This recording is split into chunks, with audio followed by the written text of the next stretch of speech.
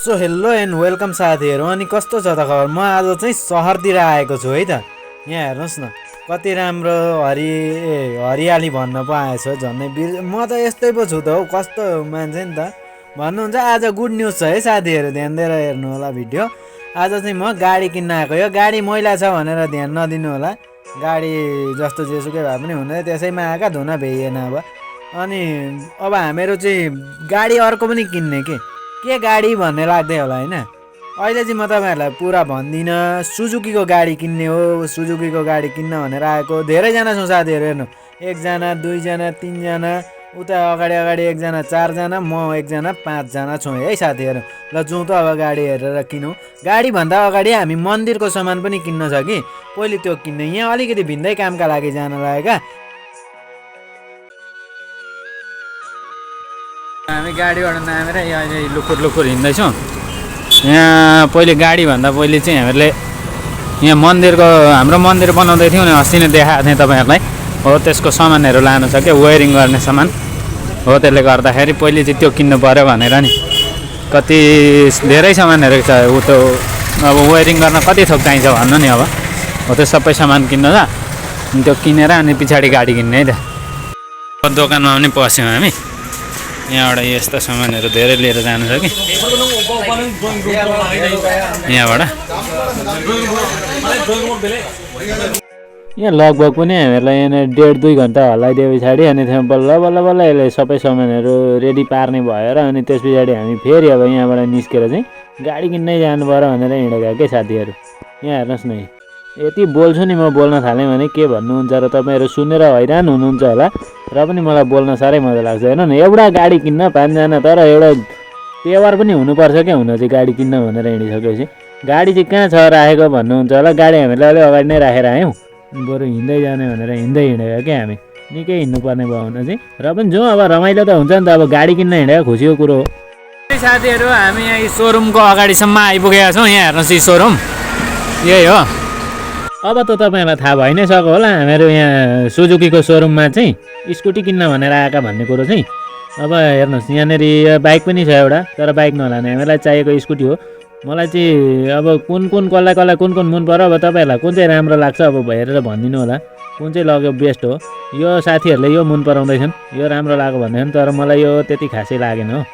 अनि अब आफूलाई मन नपरेको कुरो त्यही पनि अब साथीहरूको जोड भयो भने त्यही लैजाउँला कि यो लैजाउँ हो साथीहरू। हेर्नु त, अब सिसी त सबै बराबरै हो, तर यो अलिक हेभी लाग्यो मलाई गाडी नि त। यो आइमी मान्छेहरूले कुदाउनु भने चाहिँ अलिक गाह्रै हुने खालको नि त। अनि यस्तो त के लानु हो, अलिक सिम्पल खालकै राम्रो हुन्छ नि त होइन। अब हामीहरू त गाउँमा बसेका मान्छे, अनि अब बल्ल स्कुटी कुदाउनु भएको भनेर कता कुदाउनु त भएन नि त भनेर पनि के भन्नु। अब तपाईँहरूलाई यत्रो अब ऊ पनि के गरेर होइन, ऊ त चाहिँ मलाई मन परेको छ क्या। अहिले जहाँनिर साथीहरू चाहिँ भइरहेको छन्, जाउँ न म तपाईँहरूलाई देखाउँछु। यसको पर्चाहरू तपाईँको 1,23,000 हो, त्यसको पर्चाहरू 1,13,000। अनि ऊ त्यहाँ अर्को एउटा त्यो पहिले साथीहरूले गएर हेर्दै थियो नि, त्यसको पर्चाहरू 1,10,000।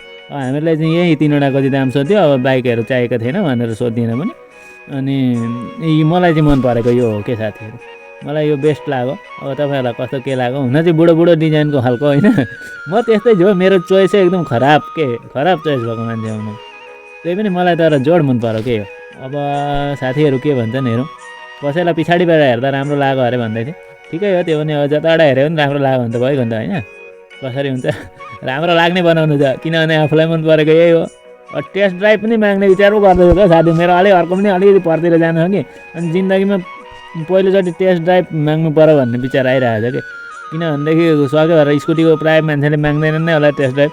मलाई सोरुममा मैले मागेँ कि भन्दै थियो के, टेस्ट ड्राइभ पनि चाहिँ दिनुपर्छ र स्कुटीको कसैले पनि भनेको थिएन त आजसम्म भन्दै थियो। त्यही पनि दियो, दिन चाहिँ नयाँ हेलमेट झिकिकन दियो, लो जाउँ है त अब यसो टेस्ट ड्राइभ गरेर आउँ भन्दा मेरो एउटा काम छ, त्यो काम चाहिँ गरेर आउँ। अब हेर्नुहोस् है त यहाँनिर। तर साथीलाई क्यामेरा समाउन लगाएको थिएँ कि यति मजाले गर्दैछ, म एकपट्टि गएँ क्यामेरा अर्कैपट्टि घुराइदिएछ। हेर्नु त अनि साथीहरू हाम्रो त यहाँ हेर्नुहोस् न, यसरी बसेका छौँ हो। एउटा स्कुटी लिन हामी 1जना, 2जना, यता मामाश्री 3जना, 4जना यता। अब अर्को म यहाँ देख्नुहुन्छ है त, 5जना छौँ, तर गाडी दिन आँटेन। टेस्ट ड्राइभ पनि भइसकिसक्यो। एकखेप लडाइयो भनेर भन्दिनँ म, किनभने अहिले घर पनि लिएर जानु छ कि, त्यो नभन्ने हो। यहाँ हेर्नुहोस् यसरी बसिरहेको छ 1.5 घन्टा लाग्छ अरे अझै अब बाठ्य भएर कङ्ग्रेचुलेसन चाहिँ भनि नहाल्नु हेर्नु साथीहरू किनभने यहाँ हाम्रो दाजुलाई कङ्ग्रेचुलेसन चाहिँ यहाँ दाजुको हो क्या स्कुटी यति बेर त म तपाईँहरूलाई यसै भन्दै थिएँ हाम्रो त नाम मात्रै यहाँ साथी आइदिएको मात्रै हुँ किनभने अब किन्न त सकिँदैन यसरी नै छेउमा आएर बसिँदा पनि धेरै हो भनेर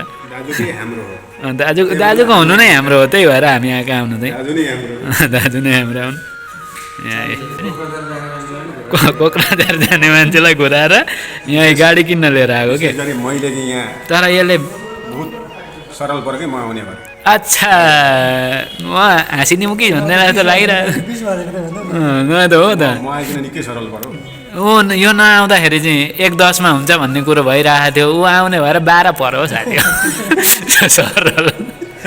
सरल नि त्यसरी पर्यो ठिकै छ